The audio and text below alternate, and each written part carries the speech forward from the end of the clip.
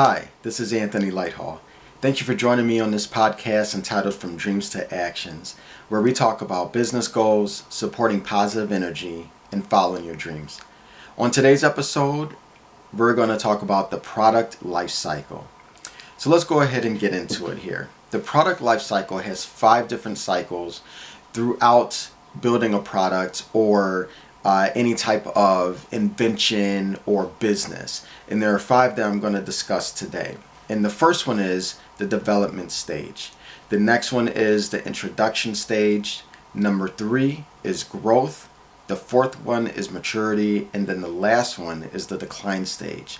And for each of these stages, I'm going to discuss them in detail for you to understand them, understand each stage.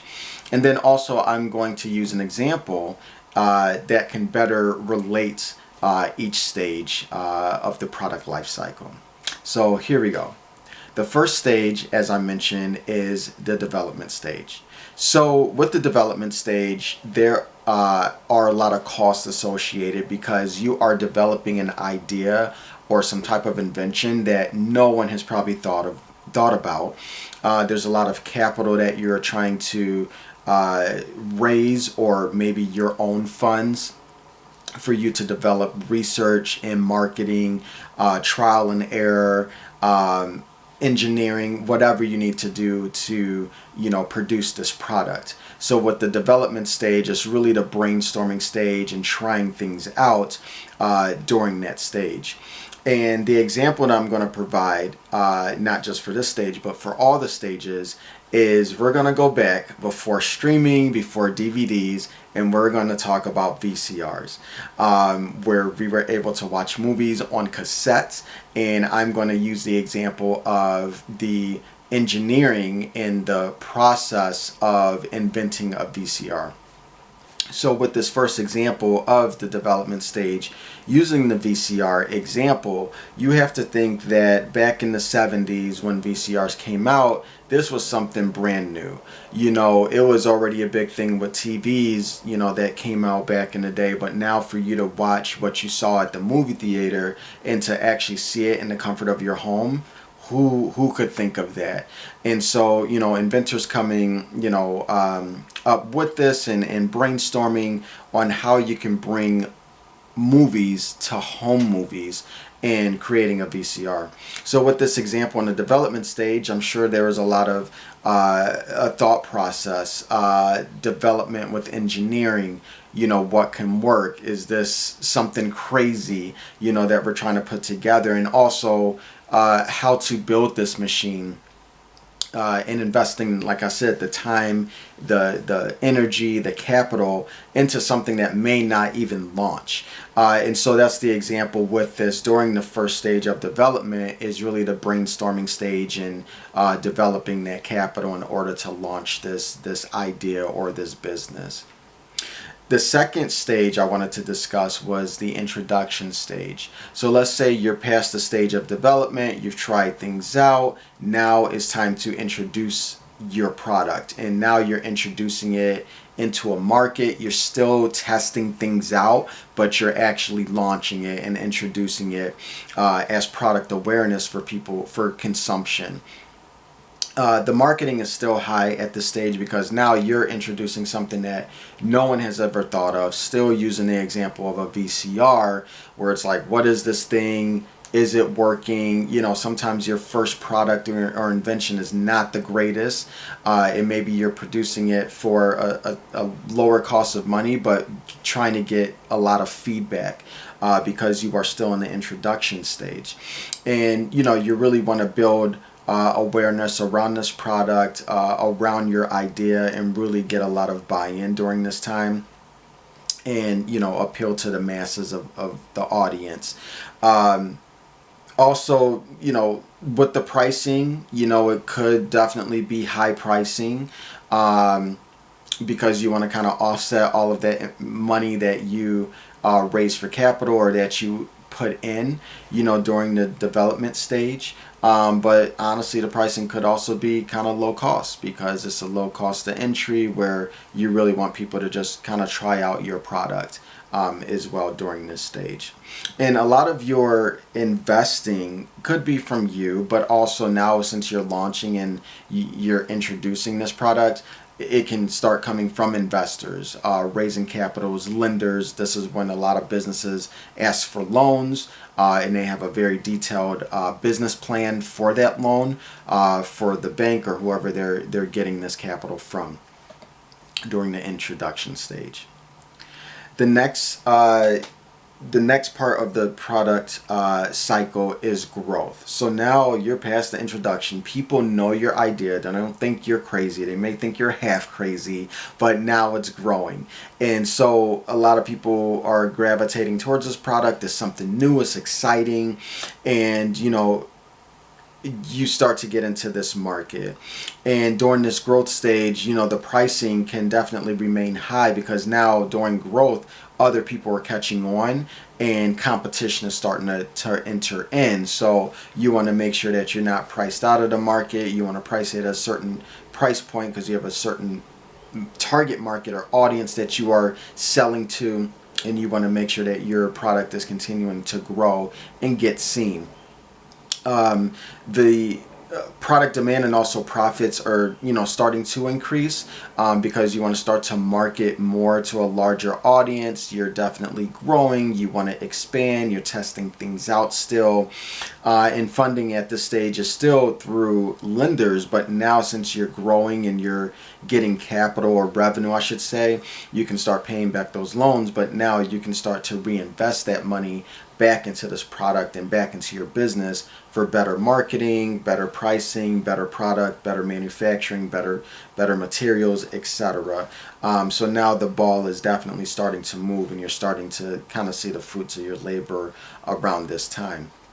And as an example for this, just keeping this example of the VCR going, now during the growth stage, VCRs are out. Now people are starting to think about, okay, where do I buy these cassette tapes? Can I rent these cassette tapes? So video stores are starting to come out, and people can go to this video store, rent the cassette tape. They have a VCR. They can play it at their home. They come back and they, bring back the tape, the rental tape. So that's really helping as well. And then also, like I said, the competition, there's different businesses. These could be larger businesses that are doing the same thing that you are doing with the product life cycle, or even mom and pop stores, like smaller video stores, as we all kind of remember those stores growing up, just kind of like the one-off video stores. But they're entering into the market too, where they may be renting out these videos and cassette tapes, but they may also be buying VCRs wholesale and selling VCRs there for people that don't have them. They can kind of sell them at a discount, or they're making money on the side from that. I remember seeing those at different video stores where you could buy the VCR, and then you could rent the movie, or the movie comes with it, a very popular movie that was out. So those are a few things that is part of this example with product life cycle.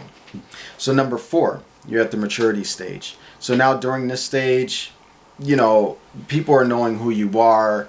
Your name is out there, VCRs are out there, people have them, but sales may start to kind of level off. It's not as a high peak. It's not as, oh, I'm the elite, I only have one of these. A lot of people are probably purchasing these, and they may be getting them at a discount somewhere else. So sales may be leveling off. Competition starts to increase. There may be competition from different parts of the globe, or regionally, that are producing the same product, probably a lower quality, but more affordable for people. And then while the sales and are at the highest stage, the prices start to kind of decline just due to the competition, during this stage. And you definitely want to stay efficient, with your manufacturing, with your product, You may start making cuts with certain things like, oh, okay, we don't need, you know, to spend as much time building this part, or we can move our factory somewhere else in a different part of the globe or a different part of the region to kind of just save money and recoup those funds that we may be losing to competitors during the maturity stage. And you can kind of, you know, take a step back and really think about what's been working over the last 2 years or 10 years and how you can kind of reinvent yourself in a way during this maturity stage to really keep up with the competition. Now at number 5, this is the last stage during the decline stage, where, you know, revenue starts to kind of dip a little bit. You're really focusing on your numbers from fiscal year last year to this year. The market is very saturated, so now you're really keeping a close pulse on your competition, seeing what they're doing, how they're building their product that's similar to yours, and also changing the customer needs. So a lot of these times during the decline stage, a lot of people are trying to reinvent themselves, and they're really looking at different ways to introduce something new. You know, oh, you have the old VCR, or this is what we started out with back in 75, but now it's 87. You want the more sleek looking VCR. You know, it comes with this. You can record, you know, not just press play or rent a video. There's blank cassette tapes, so now you can record off your TV. That was a big deal back then. So, you know, really trying to reinvent yourself and keep up with the times, come up with innovative ways during this decline stage so that you don't completely fall off and lose business. And so then, you know, around this time too, a lot of companies start to think about different options. So sometimes they do just kind of hang it up and go out of business. They start to notice that they're spending more time and money and resources in something that's kind of not growing if they haven't reinvented themselves. They start to kind of sell their patents or manufacturing rights to other businesses. There may be mergers and acquisitions that come so that they team up with another manufacturer or VCR producer, and then they, you know, combine, and then they kind of expand from there and want to dominate the market, almost like a monopoly, and I guess a type of way to really continue to grow. Adding new features, as I mentioned, to you, and different uses for the products. Looking at, this is a lot of times when people start to move their business overseas.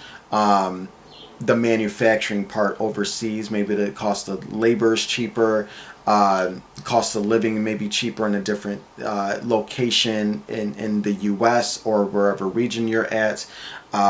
There's something else I was going to mention with that too. Oh, people start to target a different market. So maybe you started your market in California and now you're marketing people in Texas, or maybe you're expanding to Canada or Indonesia and making products for those individuals as well at different price points so that you can continue to stay relevant. So really expanding your market and not just focusing on one territory. A lot of businesses start to do that during the decline stage as well.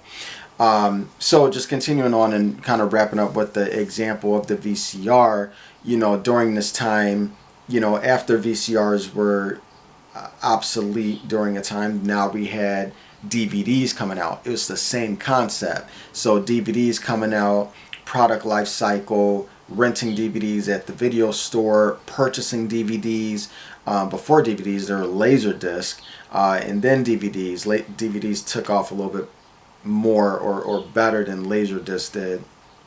And it's the same type of concept. And then I remember the VCR and DVD combo set where you could purchase the system and it had both features on there, which was a amazing thing to have. And also TVs were equipped with that. Some TVs had the VCR equipped with the TV when you brought it, as well as the DVD, or sometimes TVs just came with the DVD with the TV as well. So that it was just a lot of things that people were doing to be creative, to really stay in ahead of the game during that time. And just using this example, and the same thing with video stores. You know, they were really trying to pivot, trying to get the cassettes out, selling those cassettes just to try to get revenue, bringing in the DVDs. So it was a very, if you weren't born during that time, or if you were really young, it's something to really think about and research. It was a very interesting time to really see that transition, you know, from just TV to VCRs, you know, Laserdisc, DVD, Blu-ray, you know, and now what are we doing? We're streaming. Everything is on a different platform. You stream. It's just amazing. We are in the future, you know, honestly, you know, with how we consume content and how we watch movies and TV shows. It's just amazing to see that transition from really like the late 70s up until now into the, you know, right now it's 2023, but, you know, to just really see that transition with how we view movies, content, and TV. Last thing to wrap up here with the product life cycle. So those were the 5, you know, and I'll definitely recap towards the end. But last thing I wanted to mention was that this is not just for business. Product life cycle is for anything you're looking at, any type of brand, any type of product, any type of business, anything that you can probably think about, you can correlate the product life cycle with this. And one thing I was kind of thinking about is you can correlate this with an artist. I think about singers, I think about entertainers, artists, actors, actresses. You look at the people that have been around for 50 plus years, they're still in movies, they are still going on tour with their band or they're singing. They are their brand. So they are part of a product life cycle. How did they reinvent themselves? Was there a decline stage? You know, was there a stage where they could have ruined their life? You hear about entertainers or certain people getting in trouble. They go to prison, they don't come back from that, you know, or reinvent themselves from that. Or some people try to take a different approach to things, and, you know, sometimes you have an entertainer, a lot of rappers do this, where rappers are in the music, and then, you know, maybe they're just kind of getting older, people aren't really focusing on them in the music game anymore, and then they become actors, and then they just blow up from there, you know, and their career just takes off. That's them reinventing themselves. And it's just very interesting. I was kind of thinking about that, where this is not just about business, it's also about a personal brand. It's about you. You know, you're looking for a job. How do you reinvent yourself? Are you getting the right education and credentials and, you know, networking with people? Are you reinventing yourself? It's all part of that product life cycle. And so that's why I thought this was very important as well, not just for entrepreneurs and people in business and people trying to start a business or they're in the business, but you are your business. You are your own brand. And how do you continue that throughout these 5 stages that I just shared with you? And the last thing I would definitely say for anyone is, you know, really research other businesses that started back in the 1800s or started in the 70s. Are they still in business? Did they decline? Did they reinvent themselves? There's businesses right now that you probably don't know started doing something totally different. They reinvented themselves and now they just skyrocketed. And you don't even hear about their original business on how they started because it doesn't get talked about, or, you know, no one has really kind of researched that. So that's a really good thing too, is kind of research different businesses because they've all gone through this. Coca-Cola, you know, I don't know, McDonald's, Sony, Apple, they've all have gone through a product life cycle. And again, research entertainers and artists and athletes, you know, on how they have continued to move and pivot and still stay relevant in these times, because times are just always changing. So that's everything with the product life cycle. One thing I wanted to just do a quick recap for you all, and sorry